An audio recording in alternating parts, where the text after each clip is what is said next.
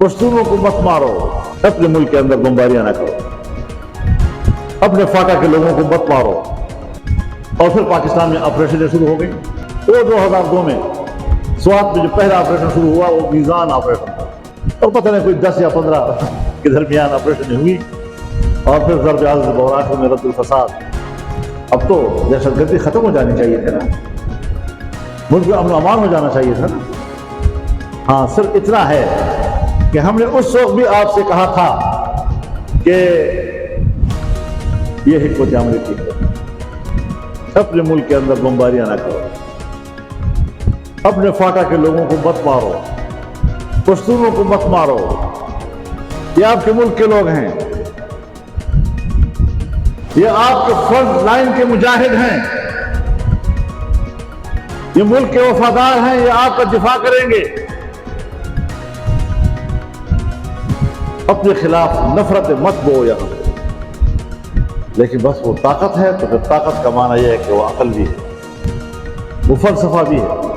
भाई तुम्हारी तरबियत जंग के लिए हुई है, तुम्हारी तरबियत सियासत के लिए नहीं हुई, तुम्हारी तरबियत किसी से लड़ने के लिए हुई है, तुम्हारी तरबियत माशी बेहतरी के लिए नहीं हुई।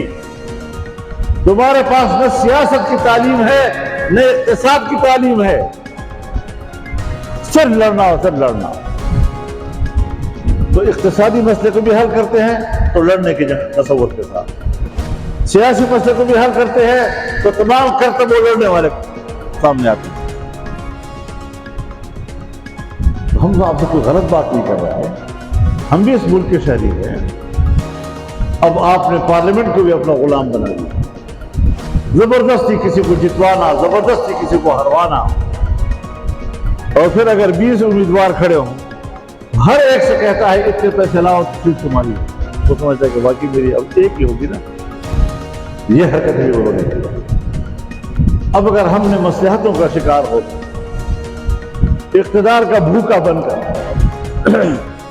2-4 बोटियों पे गुजारा करने वाले लोग होते, तो ये सौदा तो अंग्रेज के लिए भी बहुत से लोगों ने किया था, तो आज भी हम करते हैं। आज भी अमेरिका की वफादारी के लिए चंद बोटियों पर राजी होने वाले बहुत से लोग हैं, तो हम भी राजी हो जाते हैं।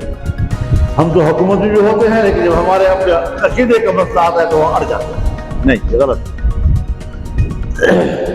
यही उनको शिकायत है। यानी जब जरदारी साहब सदर से पहली मरतबा, तो मुझे बाकायदा मीटिंग के लिए बुलाया, और जब मैं पहुंचा तो उनका फैसला हो चुका था।